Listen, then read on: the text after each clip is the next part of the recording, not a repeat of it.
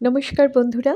আজকে আমি শ্রী শ্রী লোকনাথ ব্রহ্মচারীর কথা বলবো, যিনি ভক্তদের কাছে লোকনাথ বাবা নামে সমধিক পরিচিত। তিনি ছিলেন এক মহান যোগী, সিদ্ধ পুরুষ এবং মানব প্রেমী সাধক। লোকনাথ বাবার জন্মস্থান ছিল চাকলা কচুয়া, যা বর্তমানে বরিশাল জেলায় অর্থাৎ বাংলাদেশের অন্তর্গত। জন্মকাল হিসেবে প্রচলিত মত অনুযায়ী তিনি 1730 সালে জন্মগ্রহণ করেছিলেন। চাকলাকচুয়া অঞ্চলটি তাঁর সাধনা জীবনের স্মৃতিবাহী স্থান হিসেবে ভক্তদের কাছে অত্যন্ত পবিত্র। তবে এখন বারাসাতে চাকলা ধাম নির্মাণ করা হয়েছে, যেখানে লোকনাথ বাবার আশ্রম রয়েছে এবং আশ্রমের মধ্যে লোকনাথ বাবা যে ঘরে বসে ধ্যান করতেন, যে কৃত্তি অর্থাৎ ব্যাঘ্র চর্ম যার উপরে বসে তিনি ধ্যান করতেন, সেই সব কিছুই কিন্তু এই চাকলা ধামে রয়েছে। মানে চাকলা ধামে লোকনাথ বাবার যে আশ্রম আছে সেখানে আছে। প্রত্যেক দিন খোলা থাকে ভোরবেলা 6টার থেকে, এবং তোমাদের যাদের ইচ্ছে হবে সেখানে তোমরা ভ্রমণ করতে পারো। একদিনের জন্য এই চাকলা ধাম খুবই ভালো লাগে। চাকলা থেকে কচুয়া কাছাকাছি অবস্থিত, এবং চাকলা ধাম এবং কচুয়া দুটো জায়গাতেই কিন্তু ভালো মতন ভোগ খাওয়ার ব্যবস্থা রয়েছে। দুপুরবেলায় ভক্তরা গিয়ে সেখানে খুব সুন্দরভাবে ভোগ খেতে পারে। বলা হয় লোকনাথ বাবা অল্প বয়সে গৃহত্যাগ করে কঠোর তপস্যায় ব্রতী হয়েছিলেন। তিনি দীর্ঘকাল হিমালয়ে অবস্থান করেছিলেন, যোগ সাধনা এবং আত্মসাধনায় নিমগ্ন ছিলেন। লোকনাথ বাবা জাতি, ধর্ম, বর্ণ নির্বিশেষে সকল মানুষকে ভালোবাসার শিক্ষা দিয়েছেন। তাঁর বাণী অত্যন্ত সরল, সদা সত্য বলবে, সকলকে ভালোবাসবে, ঈশ্বরের উপর ভরসা রাখবে। লোকনাথ বাবার দীর্ঘায়ু বলে বিশ্বাস, এবং নানা অলৌকিক ঘটনার মধ্যে লোককথা ও ভক্ত সমাজে প্রচলিত। তিনি কখনো নিজেকে গুরু হিসেবে প্রচার করেননি, মানুষ স্বতঃস্ফূর্তভাবে তাঁর শরণাপন্ন হতো। লোকনাথ বাবা ছিলেন একজন সিদ্ধ যোগী ও মহাপুরুষ। তাঁর জীবন অলৌকিক ঘটনার মাধ্যমে ভক্তদের কাছে আজও বিস্ময় ও বিশ্বাসের উৎস। বলা হয় খুব গভীরভাবে মন দিয়ে লোকনাথ বাবাকে ডাকলে লোকনাথ বাবা কিন্তু ভক্তের ডাকে সাড়া দেন। লোকনাথ বাবার জীবনের সবচেয়ে বড় অলৌকিক দিক ছিল তাঁর দীর্ঘায়ু। ভক্তদের বিশ্বাস অনুযায়ী তিনি প্রায় 160 বছর জীবিত ছিলেন। এই দীর্ঘ সময় তিনি সুস্থ ও সচেতন ছিলেন। অনেক ভক্তের বর্ণনায় আছে বিপদের সময় লোকনাথ বাবা হঠাৎ আবির্ভূত হয়ে সাহায্য করেছেন, এবং কাজ শেষ হলে আবার অদৃশ্য হয়ে গেছেন। অনেকেই তাকে একই সময় ভিন্ন ভিন্ন স্থানে দেখার দাবি করে আছেন। লোকনাথ বাবা বহু ভক্তের ভবিষ্যৎ সম্পর্কে আগাম ইঙ্গিত দিয়েছিলেন, যেমন সন্তান লাভ, রোগমুক্তি, ব্যবসা ও জীবিকার উন্নতি, যার অনেকটাই পরে সত্যি হয়েছে বলে ভক্তরা বিশ্বাস করেন। কথিত আছে লোকনাথ বাবার একটি মাত্র স্পর্শ, আশীর্বাদ বা প্রসাদ গ্রহণে বহু দুরারোগ্য রোগ সেরে গেছে। তিনি কোনো ওষুধ ব্যবহার না করে কেবল ঈশ্বর ভক্তি ও বিশ্বাসের মাধ্যমে মানুষকে সুস্থ করেছেন। লোকনাথ বাবা দীর্ঘ সময় খাদ্য ও জল ছাড়া তপস্যায় নিমগ্ন থাকতেন। এটি তাঁর উচ্চস্তরের যোগ সাধনার পরিচায়ক বলে ভক্তরা মনে করেন। অলৌকিক শক্তি থাকা সত্ত্বেও তিনি কখনো নিজেকে ঈশ্বর বা অবতার দাবি করেননি, বরং বলতেন, আমি কিছু নই, সবই ঈশ্বরের ইচ্ছা। ভক্তদের অটুট বিশ্বাস লোকনাথ বাবা আছেন, লোকনাথ বাবা দেখেন, এবং লোকনাথ বাবা রক্ষা করেন। একবার কয়েকজন ভক্ত নৌকা করে নদী পার হচ্ছিলেন। হঠাৎ ঝড় উঠে নৌকা উল্টে যায়। সবাই প্রাণ ভয়ে চিৎকার করতে থাকে। ঠিক সেই মুহূর্তে এক বৃদ্ধ সন্ন্যাসী এসে বললেন, ভয় করো না, বাবা আছেন। পরে মুহূর্তেই নদীর জল শান্ত হয়ে যায়। ভক্তরা তীরে উঠে তাকিয়ে দেখেন সেই সন্ন্যাসী আর নেই। পরে তারা বুঝতে পারেন তিনি আর কেউ নন, তিনি হলেন লোকনাথ বাবা। এক দরিদ্র সাধু দিনের পর দিন না খেয়েছিল। সে মন থেকে লোকনাথ বাবাকে স্মরণ করে বলল, বাবা, আজ যদি না খাই তবে প্রাণ যাবে। ঠিক তখনই এক অচেনা লোক এসে কলাপাতায় ভাত ডাল ও তরকারি দিয়ে চলে যায়। চারদিকে খোঁজ করে তাকে আর পাওয়া যায়নি। সাধু বিশ্বাস করে লোকনাথ বাবা নিজেই অন্ন দিয়ে গেছেন। এক দম্পতি বহু বছর সন্তানহীন ছিলেন। তারা লোকনাথ বাবার আশ্রমে গিয়ে কাঁদতে কাঁদতে প্রণাম করলেন। বাবা বললেন, ধৈর্য ধরো, ঈশ্বর সব দেন। 1 বছরের মধ্যে তাদের কোল জুড়ে আসে সন্তান। আজও সেই পরিবারের নিয়ম লোকনাথ বাবার পুজো করা। একবার আশ্রমে ভয়াবহ আগুন লেগে যায়। সবাই ভয় পালালো, কিন্তু লোকনাথ বাবা শান্তভাবে ধ্যানরত অবস্থায় বসেছিলেন। আগুন তার চারপাশে ঘিরে ধরলেও তাকে স্পর্শ করতে পারেনি। কিছুক্ষণের মধ্যে আগুন নিভে যায়। এক ছাত্র পরীক্ষার আগের রাতে খুব ভয় ছিল। সে লোকনাথ বাবাকে ডেকে বলল, বাবা, আমি পারবো তো? রাতের স্বপ্নে বাবা এসে বললেন, মন শান্ত রাখ, সফল হবে। পরদিন সেই ছাত্র ভালো ফল করে এবং বিশ্বাস করে। বাবা আজও পথ দেখান। এক চোর আশ্রমে চুরি করতে ঢুকে লোকনাথ বাবার চোখের দিকে তাকাতেই কেঁপে ওঠে। বাবা শুধু বললেন, ভুল পথে যাচ্ছিস। চোর কাঁদতে কাঁদতে পায়ে পড়ে ক্ষমা চায় এবং পরে সৎ জীবনে ফিরে আসে। ভক্তরা বলেন, লোকনাথ বাবা ডাকলে আসেন, না ডাকলেও রক্ষা করেন। এক গ্রামে ভয়ঙ্কর ঝড় উঠেছিল। ঘরবাড়ি উড়ে যাওয়ার উপক্রম। গ্রামের লোকেরা একসাথে লোকনাথ বাবার নাম জপ করতে থাকে। হঠাৎ এক সন্ন্যাসী গ্রামের মাঝখানে দাঁড়িয়ে বললেন, ভয় নেই। কিছুক্ষণের মধ্যে ঝড় থেমে যায়। সন্ন্যাসী আর থাকেনি। সবাই বুঝে যায় বাবা রক্ষা করেছেন। এক বিধবা নারী গভীর রাতে নিঃশব্দে কাঁদছিলেন। মুখে কিছু না বললেও মনে মনে লোকনাথ বাবাকে ডাকছিলেন। ঠিক তখনই তিনি অনুভব করেন কেউ মাথায় হাত রেখেছেন। কান্না থেমে যায়, মন হালকা হয়ে ওঠে। পরদিন তিনি বলেন, বাবা আমার মনের কথা শুনেছেন। এক কৃষকের একমাত্র গরুটি হারিয়ে যায়। দুশ্চিন্তায় সে লোকনাথ বাবার নাম জপ করতে থাকে। পরদিন সকালে আশ্রমের সামনে গরুটিকে দাঁড়িয়ে থাকতে দেখে। কে এনে রেখে গেছে কেউ জানে না। এক রাতে আশ্রমে একটি বিষধর সাপ ঢুকে পড়ে। সবাই ভয় ছুটোছুটি করলেও বাবা শান্তভাবে বসেছিলেন। সাপটি তার সামনে এসে মাথা নত করে ধীরে ধীরে চলে যায়। ভক্তরা বিশ্বাস করেন প্রকৃতিও বাবার আজ্ঞাবহ। এক যুবক কাজের সন্ধানে চারদিক ঘুরছিলেন। সে আশ্রমে এসে কিছু না বলে চুপচাপ বসে থাকে, কারণ সে হতাশ ছিল। সে আশ্রমে এসে বসে রয়েছে। বাবা শুধু তার দিকে তাকিয়ে মৃদু হাসলেন। 1 সপ্তাহের মধ্যে যুবক কাজ পেয়ে যায়। এক গুরুতর অসুস্থ ব্যক্তি মৃত্যুশয্যায় ছিলেন। পরিবারের সবাই লোকনাথ বাবার নাম জপ করছিলেন। রোগী হঠাৎ চোখ তুলে বললেন, এক সাধু এসে বললেন এখনো সময় আসেনি। কয়েকদিনের মধ্যে তিনি সুস্থ হয়েছিলেন। এক ভক্ত গভীর বিপদে পড়ে মনে মনে ভাবছিল, আজ যদি বাবা থাকতেন। মুখে কিছু বলার আগে দরজায় এক বৃদ্ধ সন্ন্যাসীর আগমন। তিনি শুধু বললেন, চিন্তা করো না, সব ঠিক হয়ে যাবে। কিছুক্ষণের মধ্যে সমস্যার সমাধান হয়। পরে প্রচুর খুঁজেও সেই সন্ন্যাসীকে আর পাওয়া যায়নি।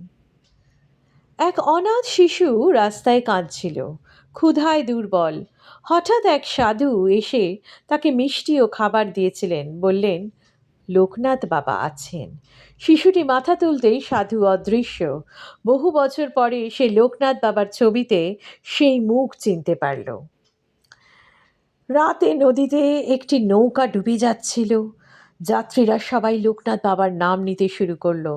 নৌকার পাশে এক আলোর রেখা দেখা যায়। নৌকা স্থির হয়ে যায়। সবাই বেঁচে যায়। সেই আলো আর দেখা যায়নি।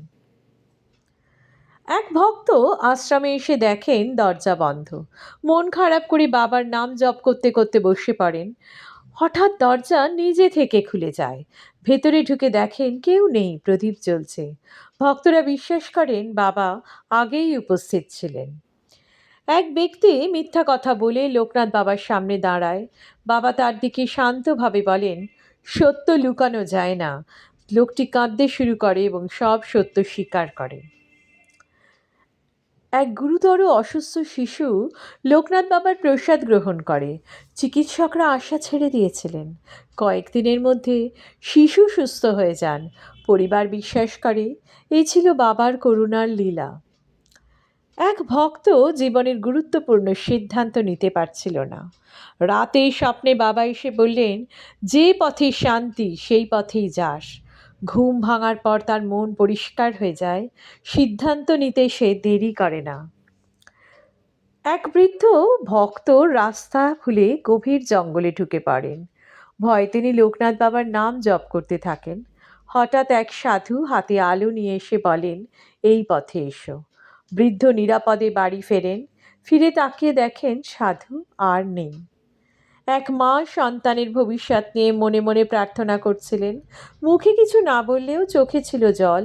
রাতে স্বপ্নে বাবা এসে বললেন, চিন্তা করিস না, সব ঠিক হয়ে যাবে। কিছুদিনের মধ্যে সন্তানের জীবনে শুভ পরিবর্তন আসে। এক রাতে আগুনে চারদিক ঘিরে ফেলে একটি বাড়ি। সবাই ধরে নিয়েছিল সব শেষ।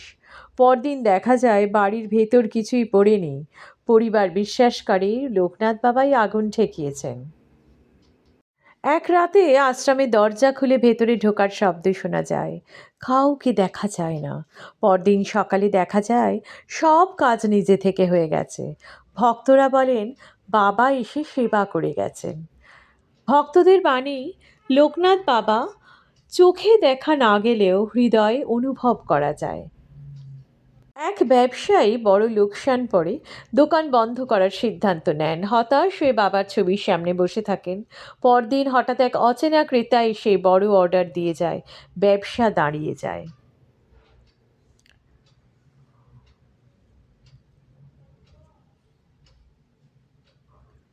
বন্ধুরা, লোকনাথ বাবার আশ্রম চাকলাধামে, এইখানে আমার একটা অদ্ভুত ঘটনা ঘটেছিল। সেই ঘটনাটা আজকে আমি তোমাদের বলবো। লোকনাথ বাবার আশ্রমে গিয়েছি। সেদিনটা ছিল ১লা জানুয়ারি। খুব শীত। সেই শীতের ভোরে আশ্রমে পৌঁছে গেছি। প্রায় আমি 8:30 থেকে 9টা নাগাদ এরকম সময় পৌঁছে গিয়েছিলাম। পৌঁছে গিয়ে দেখলাম আমার আগে আরেকজন ভদ্রমহিলা, এবং তিনি খুবই বয়স্ক একজন ভদ্রমহিলা। তাকে মানে তিনি আমার সামনে দাঁড়িয়ে আছেন, আমি তার পেছনে দাঁড়িয়ে আছি। বাবা যে ঘরে বসে ধ্যান করেন সেই ঘরে, সেই ঘরের বাইরেটায় উনি দাঁড়িয়েছিলেন এবং আমি তার পেছনে দাঁড়িয়ে রয়েছি। তো সেখানকার যিনি পুরোহিত ছিলেন, ২জন পুরোহিত, তারা সেই ভদ্রমহিলাকে বললেন, হ্যাঁ, আপনি এখন ভেতরে যেতে পারবেন। এবার উনি যখন ভেতরে যাচ্ছেন তখন আমিও স্বভাবতই ওনার পেছনে দাঁড়িয়েছিলাম, তাই আমিও বললাম আমিও যাব। তো আমাকে ঢুকতে দেওয়া হলো না। তখন আমাকে আটকে দিল। পুরোহিতরা আটকে দিয়ে বলল, না, আপনি ওই ঘরের মধ্যে যেতে পারবেন না। উনি বয়স্ক, উনি ওই ঘরের মধ্যে যাবেন। গিয়ে ওই যে ঘরে উনি ধ্যান করতেন, সাধারণত মানে চাকলাধামের যে ঘরটাতে বাবা বসে ধ্যান করতেন, সেই ঘরের মধ্যে কিন্তু কোনো ভক্ত প্রবেশ করতে পারে না। তো উনি ঢুকছেন যখন, তখন আমি বললাম, না, আমিও ঢুকবো। তখন ওনারা বললেন, না, উনি তো খুবই বয়স্ক মানুষ, তাই উনি ভেতরে গেছেন, যেতে পারছেন, আপনি যেতে পারবেন না। কারণ তখন আমার বয়সটা অনেক কম ছিল। কিন্তু আমার হঠাৎ করে খুব রাগ হয়ে গেল এবং আমি বললাম যে, এটা কী ধরনের মানে নীতি?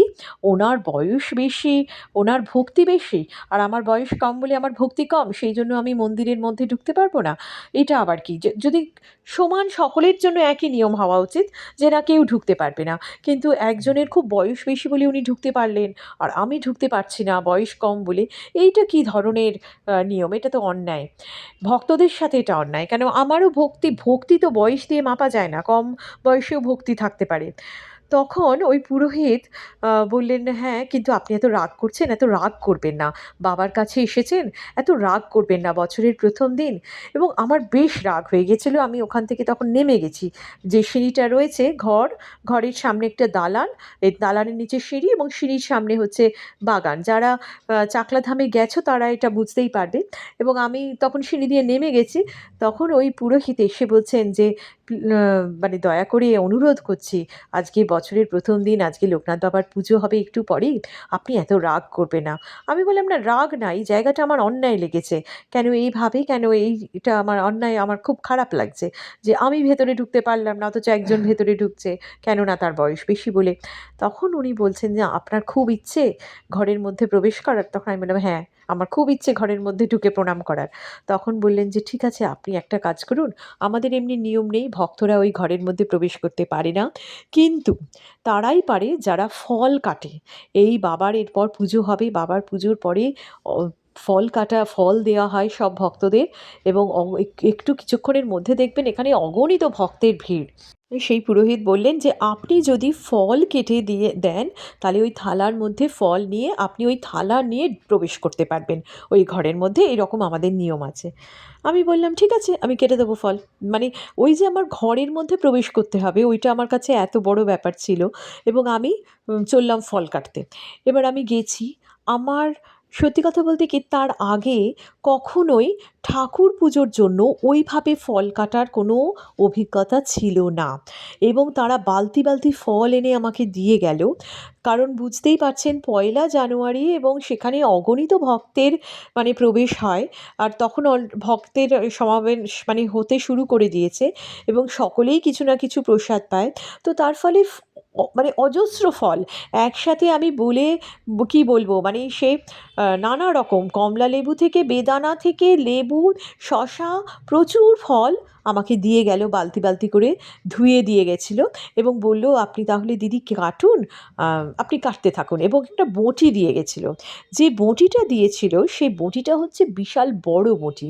বাড়িতে আমি ছোট বঁটিতে কাটাকাটি করেছি, সেগুলো ছোট বঁটি যেগুলো হয়তো অনেকের বাড়িতেই আছে আনাজ কাটার জন্য।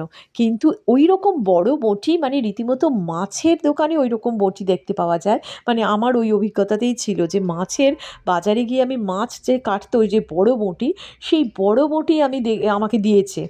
আমি তো ওই বঁটি দেখেই ভাবছি যে আমি কাটতে পারবো তো। কারণ একটাই, সেটা হচ্ছে বাড়িতে ছোট বঁটি কি, আমি একটু ছুরিতেও যদি ফল কাটি তো আমার আঙুল কেটে যায়। তো আমি বসলাম ফল কাটতে, এবং আমি ফল কাটলাম, এবং আমাকে বলল যে খুব ছোট ছোট টুকরো করে কাটবে, কেন এত ভক্তদের মধ্যে প্রসাদ বিতরণ করতে হবে, বড় বড় নয়।